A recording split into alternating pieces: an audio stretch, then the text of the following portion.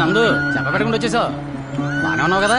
మా నాన్నకి ఎలా ఉంది? మీ నాన్నకే ఏంట్రా రాంబాబు, ఏంటి అడవుడి?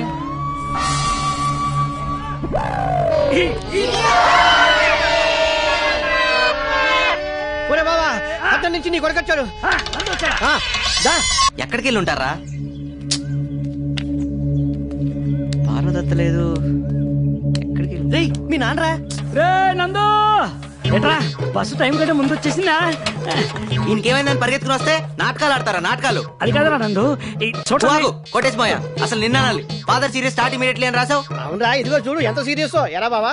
మరి కాదేటి, ఇక్కడ ఏదో తక్కువైనట్టు మమ్మల్ని అందరిని వదిలిపెట్టి పొలం అంత దూరం ఉద్యోగానికి వెళ్ళావు. ఏం ఓడపడిచావు? ఓ అబ్బో, నీకన్నా ఎక్కువేలే. మన ఊర్లో అప్పులు ఇచ్చాడు పక్కన 2 ఊర్లు దాటెళ్తున్నావు అంటగా. నువ్వు మాత్రం ఏమన్నా తక్కువ తినవా? ఈ పాటికి ఆఫీసులో అందరి దగ్గర అప్పులు చేసి ఇచ్చేవాళ్ళు లేక ఉన్నదంతా కొలవ పెట్టుంటావు. అబ్బా, ఇప్పుడు మీ అప్పులు రామాయణ అవసరమా? ఒరే బావా, వీడు వచ్చేదాకా వీడిని చూడాలి కబుర్ చేయని నా ప్రాణం తీసేసావు. తీరా వీడు వచ్చాక వీడితో గొడవ పడతావేరా? నేను మాత్రమే ఎదురు చూస్తుంది, లోపల వాళ్ళ అమ్మ కూడా ఎదురు చూస్తుంది. అవును కదా? మనం అదు అమ్మని చూపిస్తా. అమ్మా, నాకు మంచి ఉద్యోగం, సిటీలో ఉంటానికి మంచి చోటు, చుట్టూ మంచి మనుషులు దొరికారు. ఈలాగా అబద్ధాలు కోరలు కాదు. చూసేవారా, అడ్డాలనాడు బిడ్డలు గాని గడ్డాలనాడు కాదని అందుకే అన్నారు. అసలు ఈ దరిద్రమైన డ్రామాకి డైరెక్టర్ ఈతను. నేను కనీవ హరిశ్చంద్రుడు అన్న విషయం ఈ ఊళ్ళో ఊరికే ఎమోషనల్ అయిపో. మాకు కొడుకుని రప్పించాలన్నా రప్పించాను, దట్స్ ఆల్. అసలే సిటీ నుంచి పిల్లలు కూడా వెంట తెచ్చాడు, నువ్వు కంట్రోల్ అయిపో. ఏమా, నువ్వు నందు కలిసి ఉద్యోగం చేస్తారా లేదా? మావయ్య, నేను ఉండేది వాళ్ళ ఇంట్లోనే. వీడు ఊరు కాని ఊర్లో ఏం తింటున్నాడో ఎలా ఉంటున్నాడో అని ఎప్పుడూ దిగులు పడేవాడిని. ఆ విషయంలో ఆవిడ బాగా స్ట్రిక్ట్ లే. డాడీ 4 నెలలైంది, జీతం పంపలేదే ఏదావా? నేను ఇక్కడ మాట్లాడుతుంటే నువ్వు అక్కడ చూతారా? మన ఇల్లు అటు కాదు, ఇటు కదా. ఇల్లు ఎక్కడ కూడా మర్చిపోయావా? ఇదిగోరా నందు, పులుసు తెచ్చా. పులుసు అయితే నువ్వే తాగు, బాత్రూమ్ లోకి ఎందుకు? ఇది కుంకుడుకాయ పులుసు, నీ కళ్ళల్లో పడకుండా పోద్దామని వచ్చా. పద. నువ్వు వస్తావా? ఎలా? ఓ నీకుందులే మహా సిగ్గు, ఆ గది నిండా బట్టలేని ఫోటోలేగా. ఇదిగోవే, నువ్వే పోయి. సరేలేరా, చిన్నప్పటి నుంచి ఎత్తుకుని పెంచాను, నేను చూడండి ఏముందంట. అవునా? పద.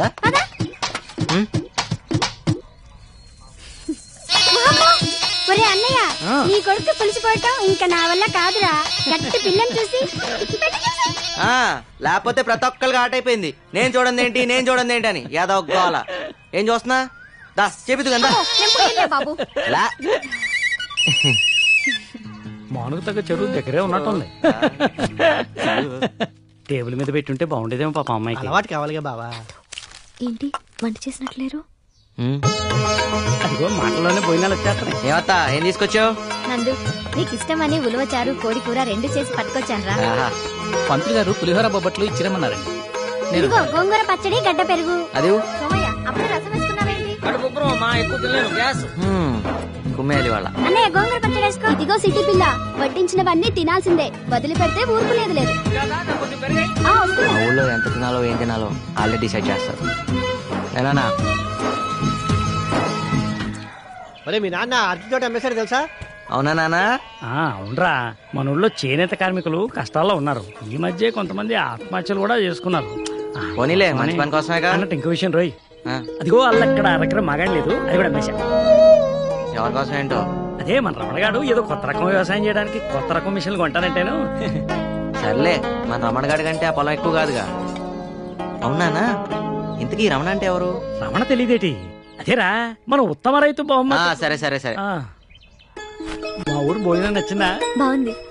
కానీ అంకుల్, ఊరి కోసం మీ సొంత ఆస్తులన్నీ అమ్ముకోవటం ఫూలిష్నెస్ అంటారో వీక్నెస్ అంటారో నాకు తెలియదు. అని ఊరంతా నవ్వుతే నవ్వుతా, ఊరంతా బాధపడితే బాధపడతా, అంతే.